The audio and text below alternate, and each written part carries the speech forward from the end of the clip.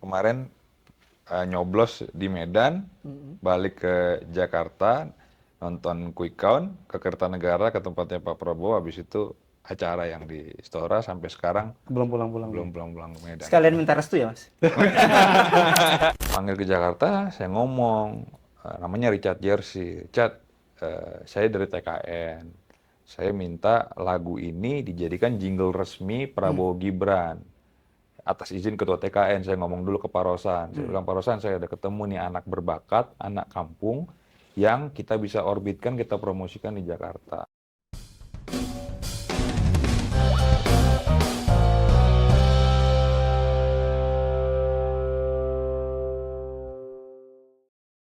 Halo Sobat Rakyat Merdeka, senang sekali kami menjumpai Anda di program Ngegas Rakyat Merdeka bersama saya Ujang Sunda dan rekan saya Siswanto. Halo, Assalamualaikum. Hasil Pilpres nampaknya sudah sangat jelas. Realcon, Quickcon dari beberapa lembaga survei menunjukkan bahwa Pak Prabowo Gibran itu 58%. Hasil Realcon KPU juga menunjukkan data yang serupa walaupun belum lengkap. Tapi nampaknya perlawanan dari 01 dan 02 itu tidak, 01 dan 03 itu tidak akan begitu saja reda. Mereka mungkin akan melakukan gugatan dan lain sebagainya. Mungkin kita asik juga berbicara mengenai bagaimana langkah-langkah dari 02 ini menghadapi perlawanan-perlawanan itu dan juga prospek kedepannya seperti apa. Ya sebenarnya sih kayak gugatan itu kan udah biasa dalam setiap pilpres itu. Pesta demokrasi pasti ada sebuah gugatan. Cuma kan dengan kemarin selisih yang terlalu jauh, sepertinya kayaknya ini nasibnya sama kayak yang dua pilpres sebelumnya gitu kan. Nah, ini justru yang sekarang yang menarik ini adalah ketika capres-cawapres sudah terpilih, mungkin ditetapkan oleh KPU ini kan, gimana ini ke depan rekonsiliasi ini agar ekonomi ini nggak goyang. Berbicara masalah ekonomi ke depan, kita kedatangan tamu yang sangat kredibel, narasumber. Dia adalah Ketua Umum HIPMI, pengusaha muda. Dia juga Wakil Ketua IKN. Dan TKN, Mas, TKN. TKN. Kalau IKN nanti kita ke Kalimantan. Ketua TKN. Dan kantornya nanti di Kalimantan, Mas. Pernah jadi politisi juga dulu, anggota DPRD, cuma karena jadi ketua HIPMI keluar kalau nggak salah. Iya, benar. Beliau adalah Bang Akbar Bukhori. Ya, Assalamualaikum, selamat sore. Waalaikumsalam. Terima kasih sudah datang, Mas. Ujang, Terima kasih Mas sebelumnya Siswanto. nih, Bang, waktunya. Terima kasih. Bang, seperti saya bilang, ini kan bahwa dunia juga menyoroti bahwa Indonesia baru saja menggelar sebuah pesta demokrasi yang mungkin terbesar di dunia, dengan jumlah pemilih yang terbesar gitu kan. Dan juga dilakukan dalam waktu relatif singkat tanpa mungkin terjadi gesekan yang terlalu keras mungkin kan. Meskipun saat ini masih ada setidaknya teriakan-teriakan kecurangan dari kubu, itu kan hak dari masing-masing paslon tentu kan. Bagaimana nanti mereka ketika teriak curang tapi bisa membuktikan. Nah, yang terpenting sekarang adalah bagaimana rekonsiliasi agar ekonomi ke depan ini tetap stabil. Kita tahu dunia ini kan lagi nggak baik-baik saja ekonominya juga kan. Betul. Nah, dari pandangan Abang sebagai Wakil Ketua TKN dan juga pengusaha muda, dunia usaha, menyikapi bahwa Pilpres yang terjadi hari ini dan ke depannya ini gimana, Bang? Ya, yang pertama tentu kita menyambut baik dengan hasil penyelenggaraan pemilu yang sangat kondusif. Ini juga sebenarnya di luar prediksi dari para investor terutama. Kenapa? Karena di rentang waktu 3 bulan masa kampanye, ini investasi kita mandek. Terjadi wait and see, terjadi kemandekan investasi, modal nggak bisa masuk. Karena ada keinstabilitas politik. Jadi artinya stabilitas politik yang belum pasti mengakibatkan modal investasi terhambat masuk. Nah, untuk itu kenapa kami dari awal narasi yang kami bangun itu selalu sekali putaran itu agar ekonomi biar berputar lagi, ekonomi biar bergerak lagi, karena tadi kita ketahui bersama bahwa ekonomi dunia sedang tidak baik-baik saja. Rusia dan Ukraina masih tetap berpolemik, masih ada perang di mana-mana, masih ada perang dagang juga di mana-mana yang impact-nya terhadap ekonomi Indonesia pasti ada. Jawabannya satu, domestik kita, kekuatan ekonomi domestik kita nggak boleh terjadi instabilitas. Untuk itu segera secepat mungkin perbedaan yang terjadi, dinamika yang terjadi di pemilu kali ini segera diselesaikan agar investasi bisa berjalan lagi, perekonomian bisa bergulir lagi. Dan salah satu poin yang paling penting, kami selalu membangun narasi dan menyampaikan kepada masyarakat bahwa negara hari ini hemat, quote and quote itu dalam tanda kutip, sekitar 27 triliun. Jadi 17 triliun anggaran KPU yang putaran kedua, 10 triliun jaring pengaman, bukan jaring pengaman, maksudnya anggaran pengamanan dan TNI, Polri, dan lain-lain. Itu APBN yang bisa dipakai untuk membangun infrastruktur, sekolah, men-trigger ekonomi, dan sebagainya. Jadi dengan hasil quick count hari ini yang mengatakan bahwa pemilu 1 kali putaran dan sudah selesai, itu efek ekonominya itu sangat bagus dan sangat masif sekali. Kepercayaan investor juga akan baik terhadap Indonesia. Dan yang paling sangat mengagumkan dan kita patut mengapresiasi kepada pemerintah, dalam hal ini pemerintah pusat, Presiden, dan TNI dan Polri, bahwa pemilu terbesar di dunia seperti Mas sampaikan tadi, itu terjadi dengan aman, tidak ada suatu hal yang terlalu serius, bahwa di sini sana ada dinamika, bahwa ada penolakan kecil-kecil, ya itu biasa namanya kontestasi. Tapi tidak ada terjadi hal yang serius sampai kerusuhan ataupun penolakan yang sangat luar biasa. Itu harus kita apresiasi. Dan ini kami sudah memprediksi bahwa hal ini bisa terjadi karena memang approval ratingnya Pak Jokowi ini terhadap pemerintah, masyarakat terhadap pemerintah ini kan 75-80%. Betul. Jadi kita melihat bahwa masyarakat ini senang sama pemerintahan yang sekarang, approval ratingnya bisa 75 sampai dengan 80%. Dan kita bisa memprediksi bahwa kalau pemilu ini berjalan sekali putaran, insya Allah mudah-mudahan grassroots lah terutama itu pasti nggak akan ada riak-riak yang terlalu bagaimana. Respon pasar juga nampaknya positif dengan pemilu 1 putaran itu. Iya.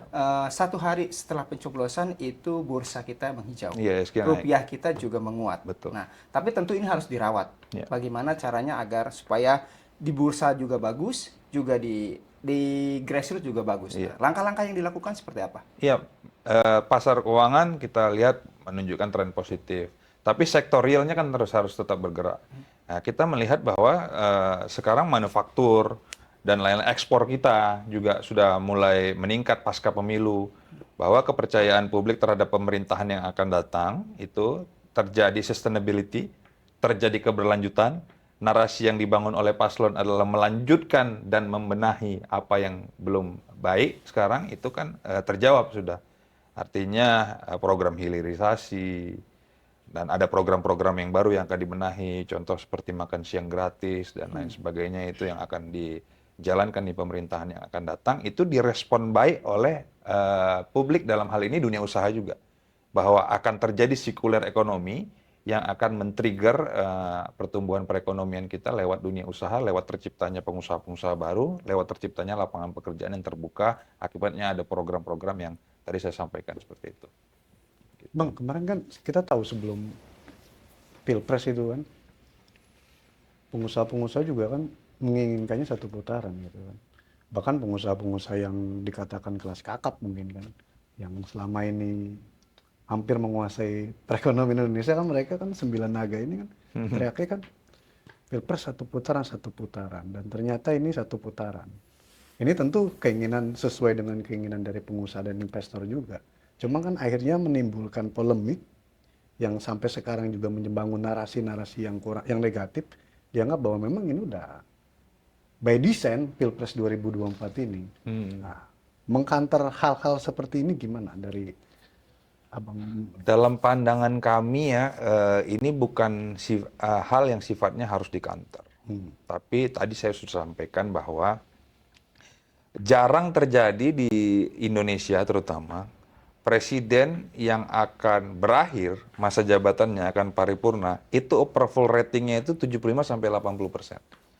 Pada saat presiden-presiden sebelumnya itu bukan incumbent ya, kita cerita ya, sudah setelah 2 periode akan ada periode berikutnya dengan calon presiden lain, itu akan terjadi declining kepercayaan masyarakat terhadap pemerintahan yang sekarang, udah berpindah kepada calon-calon yang baru. Kekuatan itu pasti berpindah kepada kubu A, kubu B, kubu C. Tapi di masa pendaftaran awal calon presiden dan calon wakil presiden itu approval ratingnya Pak Jokowi itu 75-80% yang paling tinggi. Gitu. Jadi bahkan rata-rata 80% itu 75 yang bottom. Nah, jadi menurut saya kalau ini ada narasi yang bilang bahwa ini didesain, bagaimana cara mendesain gap antara 58-60% kemenangan dengan jumlah populasi, jumlah total suara yang puluhan juta, itu secara masif dilakukan. Kalau bukan karena memang masyarakat yang menginginkan keberlanjutan dan masyarakat yang menginginkan dan kecintaan beliau kecintaan masyarakat kepada beliau, kepada pemerintahan yang ada saat ini. Itu didesain, ya mungkin didesain, tapi didesain dengan cara didesain menyentuh hati masyarakat, bahwa masyarakat yang memang menginginkan ini satu putaran, menginginkan ini keberlanjutan, jadi tidak mau lagi ada terkotak-kotak dan terpolarisasi.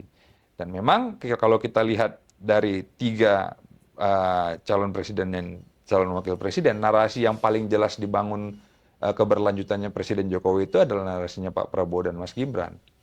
Karena jelas narasi perubahan itu adalah ada di Pak Anies. Dan terbukti tadi saya bilang approval rating 75%, sisanya yang 25% tidak puas itu suaranya di suara Pak Anies 25%. Begitu, kira-kira seperti itu. Nah, terkonfirmasi. Jadi ya kalau kita apple to apple ya begitu aja desain, nggak ada yang didesain yang secara masif, terstruktur yang seperti disampaikan kecurangan, saya rasa nggak ada lah. Bagaimana cara menyurangi puluhan juta suara, kecuali tadi 1-2 juta suara, 2%, 3%, mungkinlah dengan infrastruktur kekuasaan atau apa yang mereka bilang bisa dilakukan. Tapi kalau gapnya sudah terlalu jauh, 60% berbanding 25% dan 16%, saya rasa pakai kekuatan apa cara mencurangi dan merusuhi itu saya juga nggak ngerti itu. Kecuali pakai kekuatan batin ya, memang kecintaan masyarakat terhadap Pak Jokowi. Kayaknya nanti tim hukum dari Pak Prabowo Gibran itu, Pak Yusril, kayaknya bakal santai banget kayaknya untuk menghadapi gugatan itu kayaknya. Bang, kalau melihat approval rating Pak Jokowi ini kan 80%. Tinggi sekali kan bagi seorang presiden yang sudah mau purna tugas. Bandingkan misalkan dengan Pak SBY waktu itu kan, ketika menjelang ini kan kecil lah waktu itu, kalau tidak salah di rentang 40-50% kalau saya tidak salah kan, 40-50%, ini kan kecil. Sementara Pak Jokowi 80%, dan Pak Jokowi juga yang dianggap, yang menurut versi berbagai lembaga survei, yang mempengaruhi juga keterpilihan Pak Prabowo karena membawa program keberlanjutan. Yang menarik ini adalah dengan modal 80% kepuasan, sementara Maret itu sudah ada presiden yang ditetapkan oleh KPU walaupun belum dilantik. Di fase itu, orang akan menganggap bahwa masanya pemimpin itu memasuki, dianggap bebek lumpuh lah bahasanya gitu kan, karena sudah mendekat. Kalau abang melihat dengan Pak Jokowi yang 80%, tapi Maret sudah ada calon pengganti yang terpilih, apakah Pak Jokowi juga akan memasuki fase seperti itu, bebek lumpuh? Ya, kalau saya melihatnya objektif aja, bahwa di setiap kepemimpinan pasti ada transisi, bahwa memang narasi yang dibangun, program yang dibangun oleh Pak Prabowo dan Mas Gibran adalah program keberlanjutan dan juga program sustainability tentang pemerintahan yang sekarang, melanjutkan apa-apa yang belum diselesaikan dan membenahi apa-apa yang belum optimal. Di sana sini juga pasti terjadi transisi politik, transisi kepemimpinan. Dan hal itu saya melihat dari dulu, dari zamannya Pak Jokowi itu memilih Pak Prabowo menjadi menhannya, saya rasa beliau berdua ini adalah dua sosok negarawan yang akan saling menghormati. Bahwa dalam transisi kepemimpinan itu akan terjadi pergeseran kepemimpinan, bahwa ke depan setelah Maret dilantik Oktober Pak Prabowo menjadi presiden, dan Pak Jokowi purna tugas. Dan saya rasa dua negarawan ini akan menjunjung tinggi asas saling menghormati dan tahu kapasitas porsi masing-masing dalam menjalankan tugas. Ya contoh saja, pada saat Pak Prabowo sudah terpilih menjadi presiden, terpilih nanti diplenokan oleh KPU, ditetapkan pada Maret, tapi beliau pasti dengan secara negarawan tetap menjalankan tugasnya sebagai menhan. Misalkan sampai dengan Oktober sampai beliau dilantik. Begitu juga mungkin Pak Jokowi menyelesaikan tugasnya sampai dengan Oktober sehingga transisi kepemimpinan ini bisa dialihkan kepada Pak Prabowo pada saat dilantik. Dan saya yakin dua negarawan ini mempunyai komitmen yang tinggi untuk bangsa dan negara. Jadi tidak akan mungkin mementingkan ego pribadi ataupun ego partai ataupun ego kelompok untuk menggugurkan jiwa kenegarawan dua orang yang sangat luar biasa ini, menurut saya. Bang, ini kan serius-serius. Sekarang kita masuk yang kurang gitu, yang inilah, yang santai-santai. Ini kan walaupun belum ditetapkan, Relcon belum 100%, tapi kan quick count itu biasanya tidak pernah meleset kan, berpengalaman dari ini sebelumnya. Dalam artian Pak Prabowo, Prabowo Gibran ini udah menang. Biasanya ketika pemenang, selain bersuka cita, juga nih di internal ini agak kenceng nih, gitu kan. Nah, ini gimana di internal TKN sendiri biasanya udah gesek-gesekannya udah makin kenceng nih, merasa menganggap, oh gua berjasa, lu berjasa, gua nih yang berjasa gitu, tampil cari muka. Ini di TKN ini gimana nih gitu? Ya, namanya dalam sebuah kontestasi pasti semuanya merasa mempunyai andil, terutama semuanya merasa mempunyai kontribusi. Jadi ya sah-sah aja siapapun yang ada dalam TKN, baik yang ada di luar TKN, ada di relawan. Karena TKN ini sifatnya kan terbatas kan strukturalnya kan. Tapi di bawah kita tuh masih ada beberapa relawan lagi yang banyak sekali itu di bawah Komandan Golf namanya kalau di kita. Itu ada beberapa relawan, di anak mudanya juga ada beberapa relawan. Dan ini yang semuanya harus terakomodir kan, terakomodir dalam rangka memang adalah mereka-mereka yang bagian dalam perjuangan. Saya rasa sah-sah aja bahwa siapapun yang menganggap dirinya berkontribusi dalam memenangkan Pak Prabowo dan Mas Gibran, baik TKN maupun relawan, ya memang itu kerja keras bersama. Kalau enggak untuk mencapai 60%, 58-60% itu enggak akan mungkin kerja 1-2 orang gitu. Dan enggak akan mungkin 1-2 relawan gitu. Ya kita harus mengakui itu gitu loh. Jadi kita itu adalah sebuah keniscayaan, ini adalah kerja tim yang kuat, tapi bagaimana nanti kita serahkan kepada pemimpin untuk bisa mengakomodir dan mengakomodasi seluruh kepentingan-kepentingan yang ada. Beberapa hari ini ada player menunjukkan daftar menteri tuh udah banyak sekali, ada yang lama, ada juga yang baru-baru gitu kan. Meski sudah dibantah bahwa itu resmi katanya, mungkin itu ada hanya prediksi dan lain sebagainya, tapi dilihat dari nama-namanya memang mereka itu berpeluang. Saya belum lihat, Mas. Oh, sebelum lihat. Saya belum lihat sih, Mas. Nah, tanggapan Mas seperti apa tuh, Mas? Kalau saya sih gini, saya sih berpengalaman pada saat saya Munas HIPMI, gitu. Jadi saya Munas HIPMI itu juga Munas yang bukan 1 putaran, 2 putaran malah saya.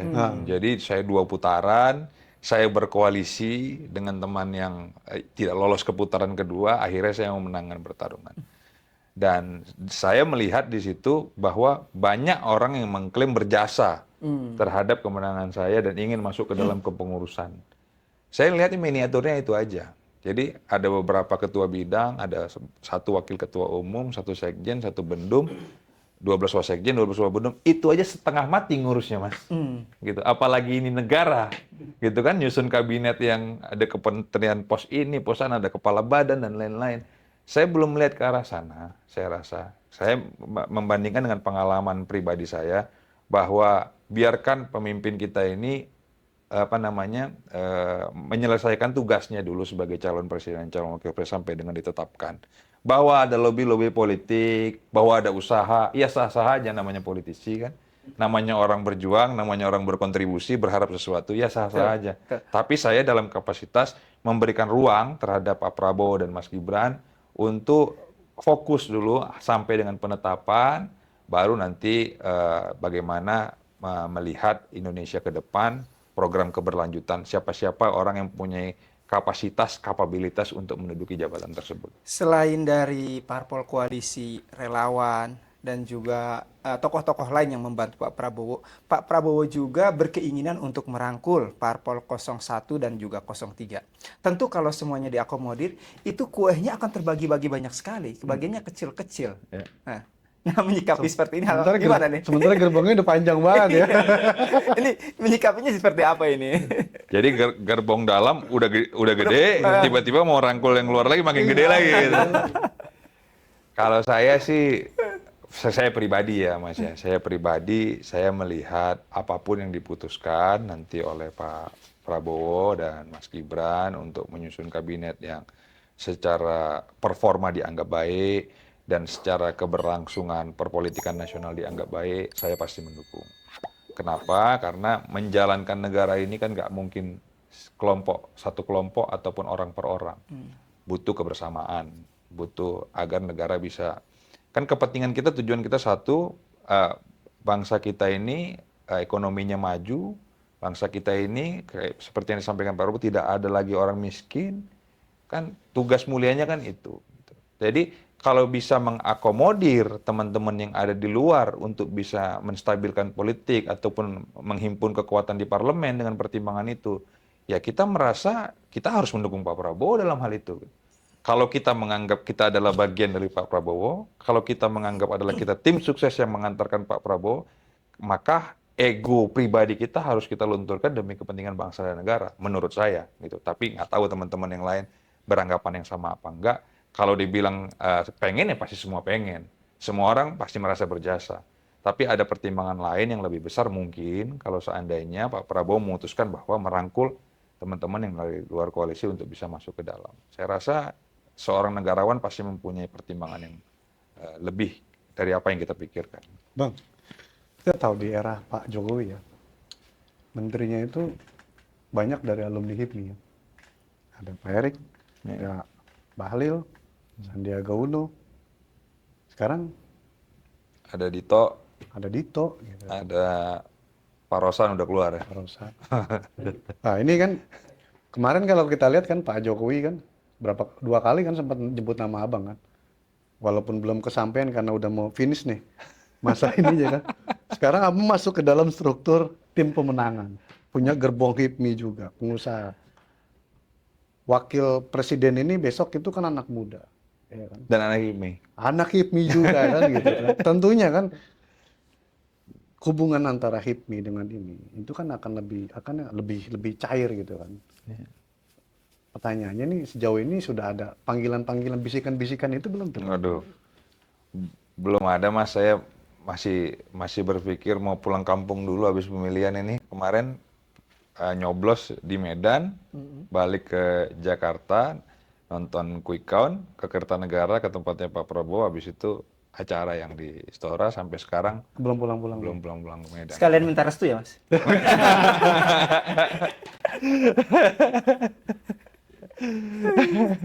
Bang, tapi ini kan Mas Gibran ini anak muda, pengusaha juga kan? Betul. Sebelum jadi wali kota pengusaha juga.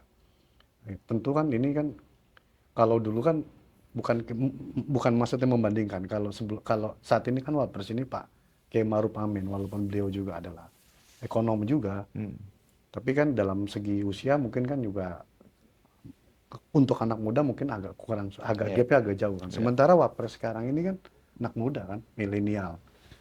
Ini untuk ke depan ini HIPMI ini kolaborasinya untuk pembangunan ekonomi ke depan ini gimana? Akan lebih mudah nggak? Ya, saya lebih berfokus ke sana sih sebenarnya. Jadi beberapa hari terakhir kita kumpul sama teman-teman HIPMI bahwa di masa transisi kepemimpinan ini, setelah presidennya yang diakui Pak Jokowi sendiri pada saat Rakernas kemarin, jangan lupa presiden itu adalah HIPMI. Pak Jokowi sendiri yang ngomong. Hari ini kita sudah berhasil mengantarkan wakil presiden juga HIPMI.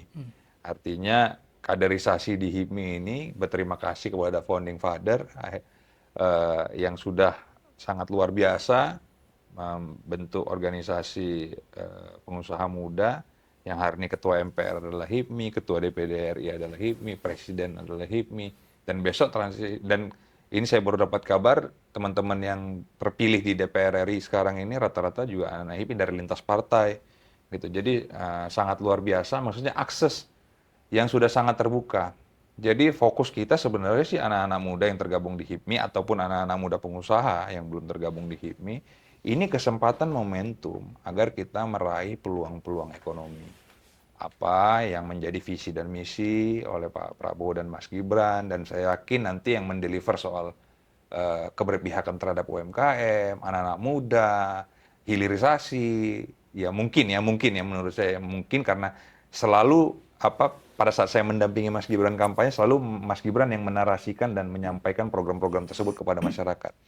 Saya mungkin Mas Gibran sudah ada izin ataupun berkomitmen dengan Pak Prabowo yang akan mendeliver program-program tersebut. Nah ini bagi anak-anak muda, bagi pengusaha baik pengusaha baru maupun pengusaha yang udah sustain, ini adalah peluang. Di sini sebenarnya momentumnya gitu. Bukan hanya sekedar masuk ke dalam lingkaran kekuasaan, tapi momentum ekonominya yang kita juga membantu pemerintah dalam hal ini berkontribusi dalam pendapatan negara dalam hal ini pajak, gitu kan, melahirkan unit-unit bisnis baru dengan kebijakan yang dibuat oleh pemerintah pusat dalam hal ini adalah programnya Prabowo Gibran yang akan dideliver, dan saya yakin nanti yang akan mendeliver ini adalah Mas Gibran karena Mas Gibran yang akan lebih efektif terhadap anak muda, terhadap dunia usaha karena lebih familiar terhadap itu. Kebangetan kalau HIPMI itu berarti nggak masuk ke situ ya, nanti banyak orang HIPMI yang nggak masuk ke situ. Mas, dalam podcast yang lalu itu Bang Henry Satrio bilang di sini bahwa pemerintahan Pak Prabowo itu bakal super power karena ya mayoritas akan bergabung dengan koalisi hanya meninggalkan PDIP. Kalau dari sisi demokrasi itu kan banyak yang mengkritik kalau seperti itu. Tapi kalau dalam sisi ekonomi tentu ini menguntungkan karena program-program yang ditawarkan oleh Pak Prabowo akan gampang gol di DPR. Kalau Mas memandangnya seperti apa? Iya, justru tadi saya sampaikan kalau kita melihat ini secara luas bahwa dalam hal kita harus membedakan mana kapasitas tim sukses dalam hal ini dan mana kapasitas kita sebagai berbangsa dan bernegara gitu kan. Jadi kalau memang ini dibutuhkan agar pemerintahan bisa berjalan lancar, agar program-program bisa ke-deliver dengan baik, dengan momentum yang tidak loss. Kan yang bahaya ini momentum loss waktunya cuma 5 tahun, Mas. Betul. Kalau ribut-ributnya di DPR aja nggak setujuin program anggaran ini 1 tahun, 2 tahun, kan efektif kan cuma 3 tahun. Artinya ada momentum yang loss hanya karena ego. Tidak mau berbagi kekuasaan. Dan sudah terbukti sekarang yang dilakukan oleh Pak Jokowi merangkul semua pemerintahan bisa berjalan lancar. Nah ini kan sudah ada contoh yang bisa kita lihat ke belakang bahwa Pak Jokowi sudah bisa membangun menyatukan koalisi baik yang ada di luarnya bahkan kompetitornya sekalipun diajak masuk ke dalam. Bayangkan kalau kemarin Pak Jokowi tidak lakukan itu, COVID 2019-2020 pada saat ekonomi kita ambruk, selesai bangsa kita ini. Berarti dominan di parlemen itu bukan berarti tidak demokratis? Dominan di parlemen itu bukan berarti tidak demokratis. Saya rasa itu adalah strategi politik aja. Bagaimana supaya perekonomian bisa berjalan dengan baik, politik juga tidak terjadi instabilitas. Tetap stabilitas politik tetap terjaga. Itu bukan bagian dari bahwa oposisi itu bukan barang yang haram, menurut saya betul. Itu bukan barang yang hina gitu. Tapi bagi berbangsa dan bernegara, pilihan beroposisi juga itu hal yang harus kita apresiasi. Tapi pilihan untuk bergabung dalam pemerintahan, untuk bisa bergabung dalam mengorkestrasi pemerintahan juga bukan hal yang buruk gitu. Walaupun kalah dalam kontestasi misalkan. Tapi menurut saya itu dua hal yang sama-sama mulia. Tugasnya mulia, berada di luar juga mengkritisi pemerintah. Pemerintah juga nggak boleh autokritik. Tetap harus ada penyeimbang. Bahwa semua tidak bisa dimasukin ke dalam aim memilih oposisi, ya silahkan saja. Tapi demokrasi kita tidak ada yang dilanggar. Tidak ada catatan demokrasi yang dilanggar menurut saya apabila bisa merangkul semuanya. Menurut saya seperti itu sih. Bang, kalau melihat komposisi kabinet hari ini, kalau pandangan Abang, untuk komposisi kabinet ke depan, apa yang kira-kira perlu muncul kementerian baru atau ada kementerian yang digabung? Atau memang tetap mempertahankan dengan yang sekarang ini? Kalau Abang sendiri berpendapat gimana, Bang? Apalagi kan ini kan kayaknya fokus Pak Prabowo Gibran ini ke depan ini masih di ekonomi kan ke depannya. Ini gimana dengan komposisi kabinet ke depan ini? Abang melihat kayak pos-pos kementerian apa yang kira-kira? Karena ini kan anak muda nih, baru kali ini nih wapres, 36 tahun ya kan, anak milenial nih.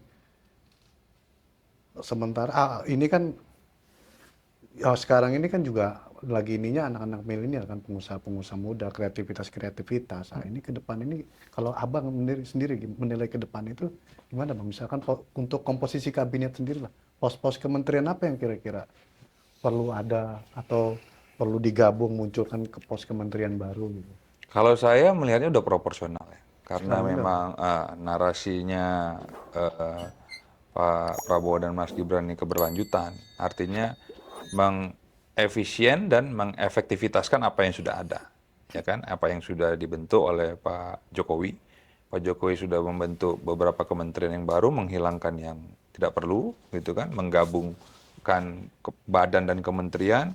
Saya rasa udah cukup bagus. Cuman yang saya lihat ke depan, prediksi saya, ini pembantu-pembantunya Mas Gibran ini terutama, Pak Prabowo dan Mas Gibran ini, speednya ini harus lebih kencang. Gitu. Jadi pos kementeriannya saya rasa sih sudah oke, tapi orang yang mengisi pos-pos kementerian tersebut harus mempunyai kapasitas, kapabilitas, dan energi yang tinggi. Kenapa? Bayangin aja, Pak Jokowi aja yang usianya itu 2 kali lipatnya Mas Gibran, katakanlah, itu punya speed kerja yang sangat luar biasa. Apalagi anaknya yang usianya 36 tahun, yang saya sering ikut kampanyenya sehari itu bisa sampai 8-9 titik, gitu. Itu dalam proses kampanye ya, apalagi dalam menjalankan pemerintahan. Itu saya nggak ngerti tuh bisa belusukan satu hari berapa kali, bisa kunjungan kerja sehari berapa kali, datangin peresmian berapa kali, dan bisa ratas buat program berapa kali.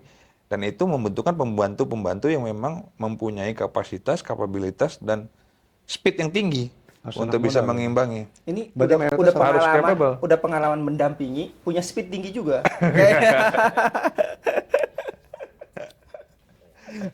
Ini memang kayaknya harus ke depan harus anak-anak muda. Masuk wapres yang muda, ininya masih gini lah, generasi old kan.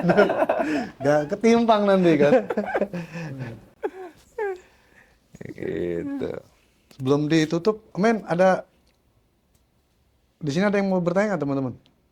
Men, itu Bang. Dulu tuh kan beberapa hari lalu soal jingle ya Bang. Abang pernah berdampingan sama Richard Jersey gitu. Oh iya. Oke gas. Iya. Oke gas. Sampai kampanye hari ini kan, itu kan identik banget tuh sama musik-musik itu. Iya. Nah itu gimana sih Bang dengan munculnya jingle itu sampai sefenomenal ini? Oh, Oke gas ya? oke Oh, gas. Iya tuh gimana tuh? Oke gas. Jadi ini sama nih program yang ngegas. Iya, sama. Jadi sebenarnya saya dapatnya dari sini. Kita bagus kolaborasi. Jadi suatu hari saya lagi ngelihat medsos, TikTok, terus trending di situ setiap kampanyenya Pak Prabowo lagunya Oke Gas, gitu kan. Ya kayak gini lah, ngegas gini kan. Oke Gas. Habis itu trending tuh setiap beberapa kali kampanye Pak Prabowo lagunya Oke Gas, Oke Gas. Saya cek ini Oke Gas ini lagunya dibuat oleh siapa? Ternyata seorang anak muda yang namanya nggak pernah terdengar di Jakarta, kampungnya itu namanya di Talaut di Sulawesi Utara. Akhirnya saya utus orang ke sana, saya nggak langsung datang ke sana, saya utus tim saya datang ke Talaut, tanya sama anak tersebut apa semangatnya buat lagu itu. Nah, beliau sampaikan bahwa saya buat lagu ini karena saya nggak bisa masuk ke Jakarta. Karena lirik awalnya sebelum kita ganti, sebelum kita arrangement itu, dia itu tabrak-tabrak masuk gitu kan lagu awalnya itu. Dia nggak pernah bisa bersaing di pusat, di nasional, karena dia DJ dan rapper dari kampung, dari Talaut.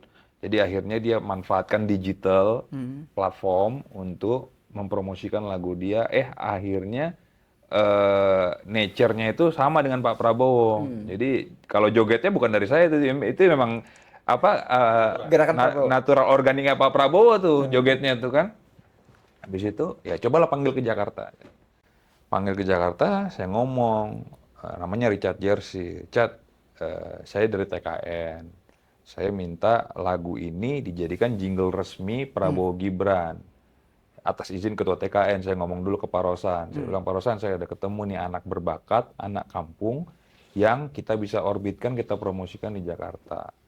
Pak Rosan sampaikan, loh bagaimana ininya kontraknya bersama beliau? Ya dia akan merevisi judul dan jingle, lirik akan direvisi, itu eksklusif punyanya kita, dan beliau nggak minta apa-apa. Sampai, oh nggak mungkin lah kita harus rekrut secara profesional. Pak Rosan ngomong, enggak, beliau nggak minta apa-apa karena beliau sudah kita bawa ke Jakarta. Ini harapannya cuma anak kampung datang ke Jakarta, dia bisa manggung di Jakarta, supaya orang-orang tahu, ini teman-teman HIPMI saya di daerah ini banyak yang kayak gini nih, saya bilang. Orang HIPMI di daerah bisa ke Jakarta tuh karena ada rakernas HIPMI, ya kan? Karena ini orang kan belum kenal HIPMI, belum kenal siapa-siapa, tapi dia mau masuk nembus Jakarta, kebetulan lagunya lagi trending, akhirnya kita bawa. Dia nggak minta apa-apa, akhirnya kita jadikan jingle resmi Oke Gas itu, Oke Gas Prabowo Gibran, kita buatin video klipnya yang bagus lah, yang proper, video klipnya yang memang lagi trending di masyarakat. Dan akhirnya dia manggung di beberapa kampanyenya Pak Prabowo yang besar, dan yang paling besar itu adalah hari Minggu di GBK, 160.000 orang, bayangin, lebih banyak daripada Coldplay. Terus ya gitu sekarang penontonnya over lebih banyak daripada Coldplay. Berkah banget ya. Berkah banget buat dirinya. Dan dia memang Prabowo sejati sih. Dan dia emang Prabowo Pas sejati. banget ya. Pas banget. Bang, itu yang tadi berkaitan dengan ini kan. Ini kan masih masuknya berarti kan mungkin nanti ekonomi kreatif kan. Pak Jokowi di periode awal itu kan membentuk badan ekonomi kreatif kan. Ketika ada badan itu waktu itu, ini kan pekerja seni. Bekerasa. Bekraf itu pekerja seni. Anak-anak muda itu seniman, musisi itu kan tertampung. Sehingga waktu itu kan dalam ekonomi kreatif itu kan sumbangsinya terhadap PBN kan cukup tinggi, cukup PDB itu kan. Nah, sementara di periode kedua itu justru ditiadakan, malah digabung di bawah kementerian. Ini kan yang akhirnya banyak dikeluhkan juga oleh kalangan musisi, seniman, dan para ekonomi kreatif itu. Dengan berkaca pada ini ke depan ini gimana Bang? Perlu juga nggak nih dihidupkan kembali badan ekonomi kreatif atau tetap di bawah Kementerian Pariwisata lagi kayak seperti sekarang? Ya kalau pandangan saya sih tetap di bawah Kemenparekraf. Dengan badan itu kan sama aja Kementerian Investasi kepala BKPM, Kementerian Parekraf, Pariwisata dan Ekonomi Kreatif, dan badan. Sebenarnya kan sama sih sebenarnya Mas. Cuman awalnya dibuat badan, habis itu disatukan menjadi sebuah kementerian. Anggarannya aja menurut saya perlu ditambah untuk bisa menstimulus ini teman-teman yang punya potensi di daerah. Ini baru satu yang saya temuin, ada berapa puluh juta yang seperti Banyak ini. pasti kan. Pasti banyak, tapi kan mereka kan perlu stimulus, perlu afirmasi, perlu diberikan ruang, diberikan tempat, perlu dipromosikan. Sudah pengalaman memberikan ruang. Ya, satu orang. Wah, satu orang. Dan viewersnya sekarang YouTube-nya udah tembus berapa? Hampir 12 juta penonton. Luar biasa. Dari waktu saya ketemu dia tuh, viewersnya paling hanya 10.000. Gitu. Sekarang udah 12 juta penonton. Ya, saya bangga aja bisa menjadikan anak-anak muda yang punya potensi di daerah, yang punya keterbatasan terhadap akses di nasional, akses di provinsi. Ini talaut loh, bukan ibu kota provinsi Sulut. Gitu. Kita bisa sampai bawa Jakarta, bisa manggung di BGBK 160.000 orang, YouTube-nya bisa ditonton 12 juta, saya merasa bangga aja. Sebagai anak muda yang bisa memfasilitasi anak-anak muda lain yang ada di daerah. Jadi lebih tertarik Menparekraf apa operasi UMKM? Ini kayak ngomonginnya tadi itu mulu nih. Lebih tertarik Menparekraf apa UMKM nih? Karena kalau HIPMI kan UMKM gitu kan. Cuma kan bicara nih, terus tadi ekonomi kreatif mulu gitu. Wah, kalau potongannya sih atlet memang ada. Itu kita serahkan sama yang make, kita serahkan sama user. Siap. Iya kan? User perlunya apa, kita siap untuk bangsa dan negara. Mantap. Tapi biasanya kalau udah ke rakyat merdeka sih gampang lah itu. Betul banget. Sobat Rakyat Merdeka, itulah obrolan kami dengan Bang Akbar Himawan Bukhori, Wakil Ketua TKN dan juga Ketua Umum HIPMI. Semoga saja obrolan kita kali ini dapat menjadi gambaran bagaimana kondisi ekonomi dan politik ke depan. Dan jangan lupa like and subscribe YouTube Rakyat Merdeka TV dan nantikan konten-konten menarik kita lainnya. Untuk Pak Prabowo, nih Pak Prabowo ada calon yang sangat bagus deh Pak. Sekian dari kami, terima kasih. Salam Rakyat Merdeka. Salam. Alam, ngegas.